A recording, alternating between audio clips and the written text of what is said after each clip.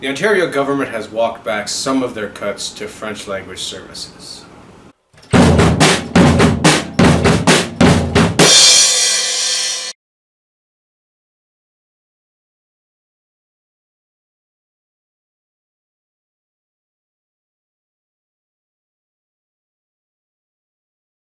What up everyone, the next video is going to be the latest developments in the case with Doug Ford and his government cuts, particularly those affecting French language services in the province. Now before I get to my analysis, I'm going to read you the facts that I've gathered.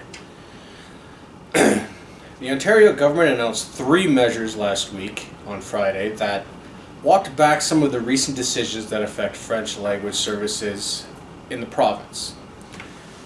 On Friday, the government has announced that the Francophone Affairs Ministry will be reinstated. The recently cut French Language Commissioner position, or French Language Services Commissioner position, will be recreated as part of the Ombudsman Office. There will also be a senior policy advisor hired, which will work in the Premier's office. Now, as of today, which is Monday, November 26th, it has been announced that Caroline Mulroney has been sworn in as the new Francophone Affairs Minister. Now, this being said, the province has not reconsidered the position to suspend the creation of the Ontario French Language University. The government, however, has not closed the door on the project, saying it may bring it back in the future when the province's finances are in much better shape. According to the coverage in Le Droit, Radio-Canada, and CBC, the minister responsible, the current minister who, as part of her portfolio, had Francophone Affairs, Caroline Mulroney, at the time, this was as of Friday, said these new decisions show the government want to work with the community. Now, even with these concessions, some in the Franco-Ontarian community have said this is not enough to appease the outrage. According to coverage in Le Droit, the former Minister of Francophone Affairs under the Liberals, Madeleine Meyer, said realistically with these announcements nothing has been really gained. She explained that it's unacceptable that the university that has already been set to open sometime in 2020 is still suspended. And that date in 2020 was a death state by the institution's administrative council. As for the commissioner position, she said that position should be independent of the ombudsman. As for the reinstitution of the ministry, to her, it will only be effective if the province gives this ministry a proper budget and actually hires staff. Now, according to Radio-Canada and CBC, Premier Doug Ford has announced that he wants to meet with the Franco-Ontarian community as well as its representatives from various associations related to the community on a regular basis. According to TFO, the president of l'Assemblée de la Francophonie de l'Ontario, Carol Jolin, has acknowledged that Ford wants to meet with the community on a regular basis. However, he has expressed discontent that of the financial reasons still being used to delay the construction of the university. He agreed with the former Minister Meyer that the commissioner should be independent, but while he does feel that the commissioner should be independent, he is open to the reinstitution of the Francophone Affairs Ministry. Now, these announcements are a week after criticism and pressure levied at the government by the Franco-Ontarian community and the community was angry and shocked at the position of the Commissioner of French Language Services being cut, as well as the suspension of the French Language University. This was further compounded when the government cut financial aid to a theatre company, La Nouvelle Scène, which was promised by the Liberals. This cost the theatre group funding to the tune of $2.9 million. Now, the day before the government walked back these cuts, so this would be on Thursday, one of the Progressive Conservatives' own MPs. This is the MPP of Glenbury Prescott Russell. Her name is Amanda Simard. In a Facebook message, voiced that she is frustrated with the direction of her party and said the decisions primarily on French language services disappoint her just like everybody else in the community, and she wants to fix things. So now that we got the facts out of the way, I want to move to my analysis. Now, during the past couple of weeks, as the fallout from all these cuts have been circulating, the news of these cuts has actually made more than just news in Ontario media. It has made news in the Anglophone media across the country. It's made news in Francophone media across the country. But it has also drawn coverage outside of Canada.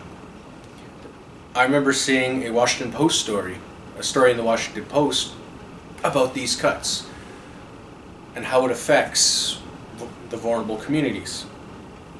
It's also got press in Europe. So it proves that people know that Franco-Ontarians do exist.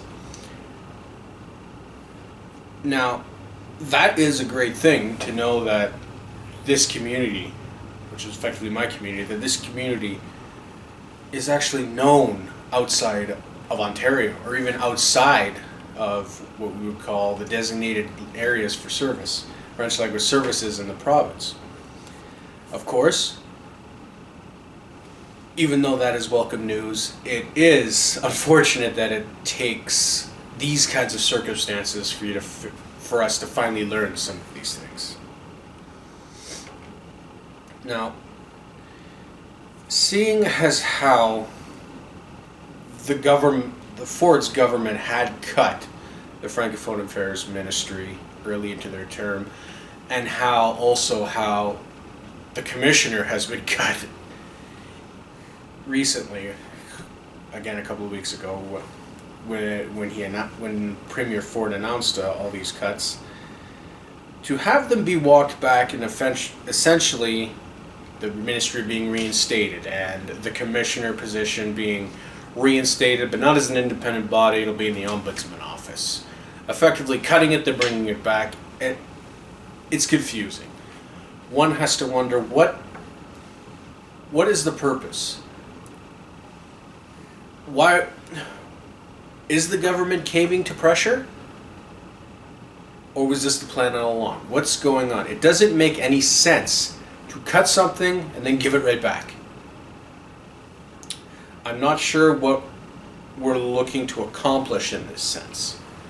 It's just very strange to me. Now, with the one MPP, Simard, voicing her discontent with the party, the fact that her riding is effectively Clarence Rockland, I'll say. I know there are other communities listed in the name. But looking at that riding, it is not a surprise. That is a predominantly Francophone area.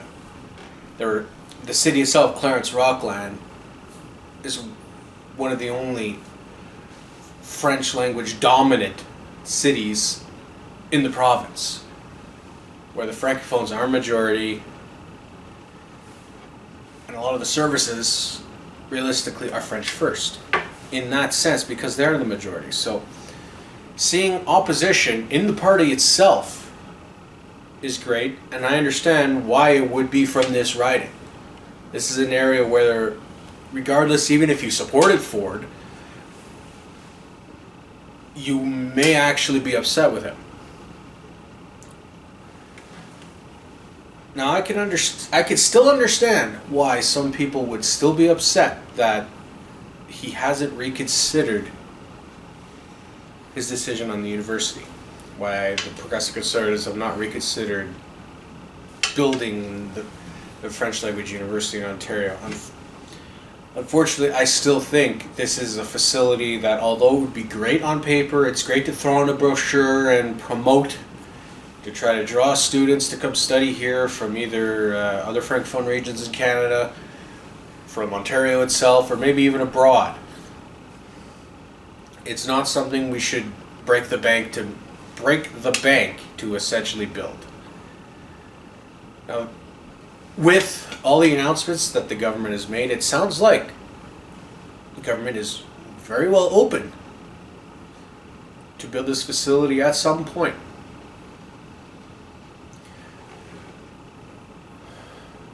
So with that, on that note, that tells me, keep the pressure on, keep fighting. If we really want this university, keep it up, keep fighting, keep pressuring. We will get it eventually. You just got to make sure that the Ford's government, the Progressive Conservatives, remember that this is a priority that the people want. And if you keep it up, we should be able to get it. Anyway, I want to thank all of you for watching this video. If you like what you saw, please like the video. If you heard any points you'd like to continue talking about, anything you disagree with, anything you agree with, consider leaving a comment. Let's continue the discussion. Also, consider subscribing. Once again, thank you for watching this video. Have yourself a good day.